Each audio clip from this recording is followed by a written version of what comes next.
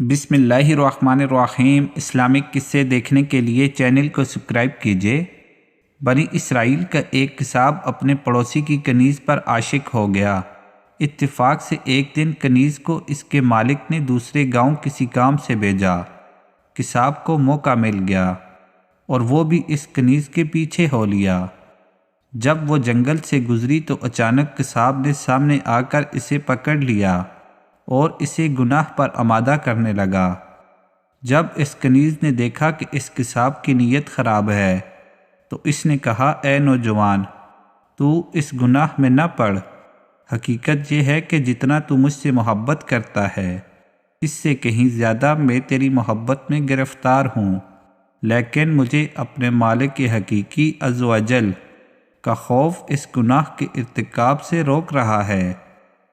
اس نیک سیرت اور خوف خدا عز و جل رکھنے والی کنیز کی زبان سے نکلے ہوئے یہ الفاظ تاثیر کا تیر بن کر اس قصاب کے دل میں پیوست ہو گئے، اور اس نے کہا، جب تم اللہ عز و جل سے اس قدر ڈر رہی ہے تو میں اپنے پاک پروردگار عز و جل سے کیوں نہ ڈروں؟ میں بھی تو اسی مالک عز و جل کا بندہ ہوں۔ جا، تو بے خوف ہو کر چلی جا۔ اتنا کہنے کے بعد اس قصاب نے اپنے گناہوں سے سچی توبہ کی اور واپس پلٹ گیا۔ راستے میں اسے شدید پیاس محسوس ہوئی، لیکن اس ویران جنگل میں کہیں پانی کا دور دور تک کوئی نام و نشان نہ تھا۔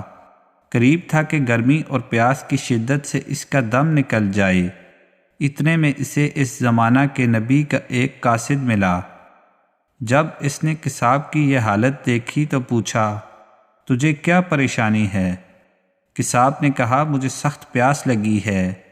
یہ سن کر قاصد نے کہا، ہم دونوں مل کر دعا کرتے ہیں کہ اللہ عز و جل ہم پر اپنی رحمت کے بادل بھیجے اور ہمیں سیراب کرے یہاں تک کہ ہم اپنی بستی میں داخل ہو جائیں۔ قصاب نے جب یہ سنا تو کہنے لگا، میرے پاس تو کوئی ایسا نیک عمل نہیں ہے جس کا وسیلہ دے کر دعا کروں۔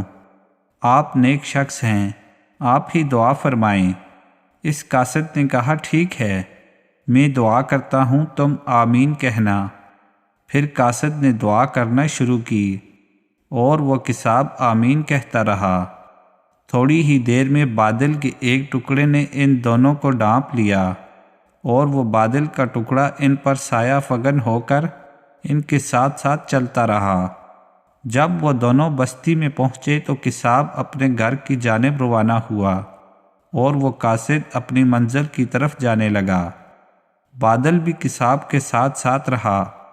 جب اس قاصد نے یہ ماجرا دیکھا تو قصاب کو بلایا اور کہنے لگا، تم نے تو کہا تھا کہ میرے پاس کوئی نیکی نہیں اور تم نے دعا کرنے سے انکار کر دیا تھا۔ پھر میں نے دعا کی اور تم آمین کہتے رہے، لیکن اب حال یہ ہے کہ بادل تمہارے ساتھ ہو لیا ہے اور تمہارے سر پر سایہ فگن ہے۔ سچ سچ بتاؤ، تم نے ایسی کون سی عظیم نیکی کی ہے جس کی وجہ سے تم پر یہ خاص کرم ہوا؟ یہ سن کر قصاب نے اپنا سارا واقعہ سنایا۔ اس پر قاصد نے کہا کہ اللہ عز و جل کی بارگاہ میں گناہوں سے توبہ کرنے والوں کا جو مقام و مرتبہ ہے وہ دوسرے لوگوں کا نہیں۔ بے شک گناہ سرزد ہونا انسان ہونے کی دلیل ہے، مگر اس پر توبہ کر لینا مومن ہونے کی نشانی ہے۔ سبحان اللہ۔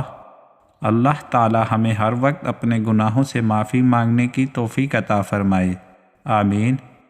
ویڈیو کو لائک اور چینل کو سبسکرائب کرنا نہ بھولیں۔ شکریہ۔